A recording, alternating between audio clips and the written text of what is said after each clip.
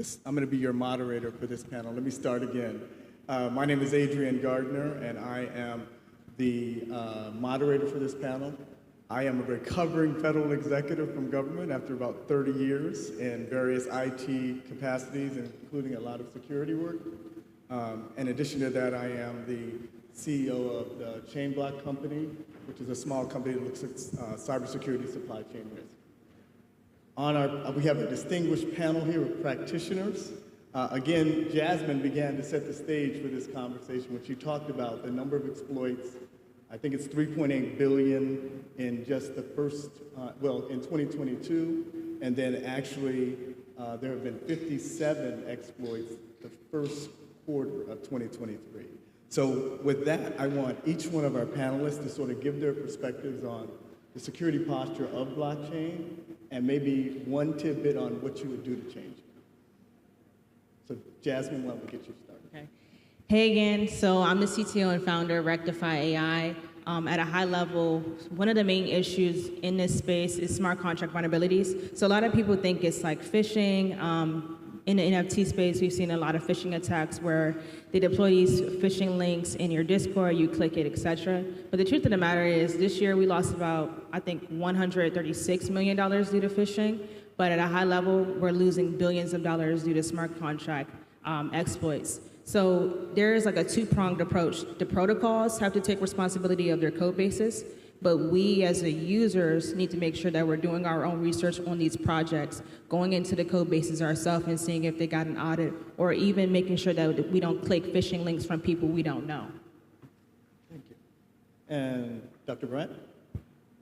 So once again, my name is Damon Bryant. I started out in the space, in the employment space as a national security investigator, then subsequently moved throughout different IT companies, IBM, Facebook, and ended up ultimately here at Morgan State, at Morgan State University, even though I'm here at Howard. Glad to be back home. What I've realized in my work is that we've separated the human from the machine. It's the case that a lot of hacks that we see today, it's a combination of humans and machines interacting into one. So anything from looking at emails that you think you're getting from Coinbase, then you click on it, and actually looking at the email that's from, it's not actually from Coinbase. A lot of things that are happening that is really moving me is how passive that we're getting in being able to detect when we're getting scammed. Everything from the rug pulls, the people starting coins, and next thing you know, they run off and do something else with it. But at the end of the day, what I would just ask you all to be mindful of is the human involved in the process. There are more exploits that will occur with humans involved more so than anything else. Just like the theft of all the intellectual property from big tech firms, government contractors, educational firms, it's happening within the blockchain space as well. So that's the only recommendation I'd give here. Okay, Rob Campbell, I work for IBM. I am what you call a quantum safe executive. I'm also a quantum ambassador. And so quantum ambassador, what I do, I go around and I talk about quantum computers. How many people have heard or know about quantum computers? Excellent. So quantum computers will transform our planet. It's a power that we have never seen before. And IBM is #1 in the world in selling a particular type of quantum computers. Now, I mentioned also I'm a quantum safe executive, which means that the protection from that power of a quantum computer and the impact to you, blockchain and Bitcoin, is that this computer will be able to hack any type of cryptography that we have now. And so we are in the midst of a global migration of cryptography that is about to be standardized next year. So what that means is that the entire planet will have to change the code that you use to protect your Bitcoin. It has to be changed. I don't hear a lot of people talking about it at all, but it's going on right now. And so that's one thing I wanted to impart today about blockchain and what's going on. So this is one other thing. For IBM, we are looking to develop skill sets, workforce for quantum computing and quantum safe. We have programs that are free online, resources in which you can get a free account to program a quantum computer. Let me just take 2 minutes to talk about quantum computer for those who may not know. Okay, a quantum computer is different from any kind of computer that we've ever used before. So you have a computer today, it's what we call classical, right? It has like the capability of looking at yes or no, true or false. A quantum computer uses like electrons and photons, and it gets down into the fabric of the universe and how it works. So it's a power that we've never seen before. And so it will transform civilization. So it's totally different. I don't have time to get into the technical parts of it, but it's something that we need to be aware of and looking into because everything will change. Thank you. Thanks, Robert. Well, I'm Keisha Crosby, founder and CEO of TriGuard Risk Solutions. I developed a software security software that can secure mobile apps, web apps, and other things. But let me divert back to Robert. He is the first Black to be inducted as British Blockchain Fellow. Right, Robert?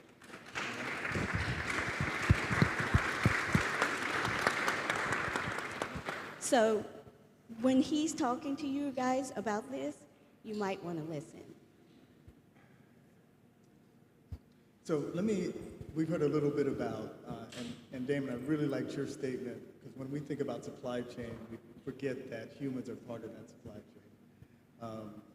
Jasmine, thank you for the discussion on smart contracts, because that is obviously what empowers the blockchain, but it also manages exchange of the coins, as well as the understanding of the two parties and what's going to happen, right?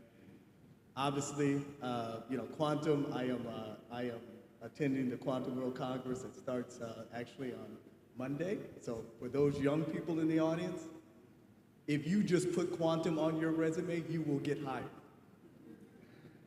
Let me say it again. If you just put quantum on your resume, it's much like blockchain was when it was first starting out. Today, there is such a great gap in skilling around quantum. Please check it out. And then to Keisha, I think the whole thing of bringing security together as we look across what's happening, the tools, the way that people are now developing, what they're doing from a standpoint of coding, and I think there are challenges there in that this group sort of represents that chasm of what's happening in security across the board. So what as an ending, because we got about 4 minutes left, what I'd like to hear from each of you is, if you had to give a word of advice to a person that was entering into blockchain or the blockchain field from a perspective of security, what would that word be, right? And then the next step would be sort of what access or how could they actually find a resource to help them along? So, Jasmine, why don't you start? Can everyone who invests in Bitcoin and cryptocurrency today raise their hand if you invest? All right, so this is going to be for investors and then also developers. If you're a developer, please raise your hand. All right, awesome, okay. So I'm going to do investments. For people who connect their wallet, whether it be MetaMask, Rainbow, etc., make sure you're using a plugin like WalletGuard or Pocket Universe before you sign a transaction to purchase an NFT.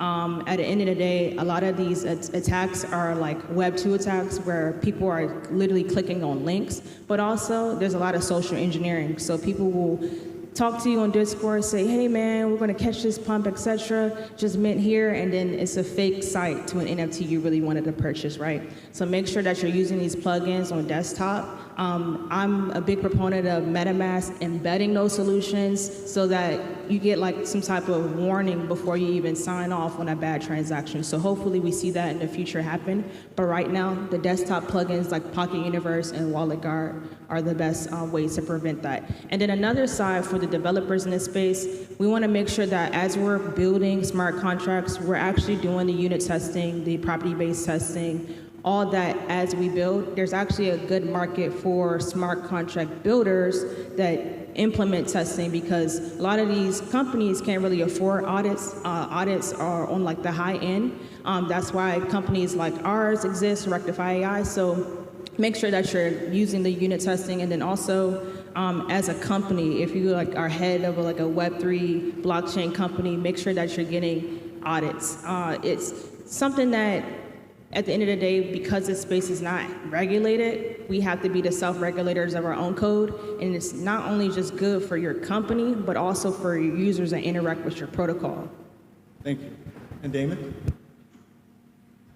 I'll keep it short.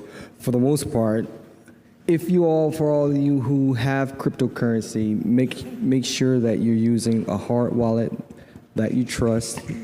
We're talking about a ledger or a treasure. And if it's the case where you're concerned about the security, change your passphrase or change the 24-digit codes that you're memorizing to the point where it's something where you could have comfort in securing your Bitcoin, not necessarily on Coinbase or on Binance, but yet it's on a hard wallet where you have memorized your passphrase. So that's the short bit that I'll give. Okay, yeah, I want to talk very quickly about safety and security of assets. So for example, all of your online transactions, whether it's banking, secure communications, all of that is threatened by quantum computer. So next year, we will have new standards in the United States that will be called post-quantum or quantum safe. And so you're going to want to ask your vendors or anybody that handles your assets, are you quantum safe? And what quantum safe means is that you transition to new cryptography that's going to protect your assets, right? That's going to be very, very important for the entire planet. Everybody has to migrate to new cryptography. And I guess I'll end it off with, many of you may not or may know about NIST just recently coming out with data labels and software labels. Is anyone familiar with that? Well, this is very fundamental. It's something we need as a consumer, as a user, as coin purchaser, or someone developing. We need software labels, and we need to integrate that into this environment, blockchain environment. So when you go to websites or when you buy a coin, you know that their software is up to date, that is at least a minimal acceptable risk of code, and there will be a label there so that you can make a good decision as a consumer without a technical background. So follow that space. So I think that brings us to our time, and I really want to thank Jasmine, Keisha, Rob, and Damon for speaking a little bit about security. We probably could take a whole hour on this topic. But anyway, thank you very much. Thank you so much to our panel.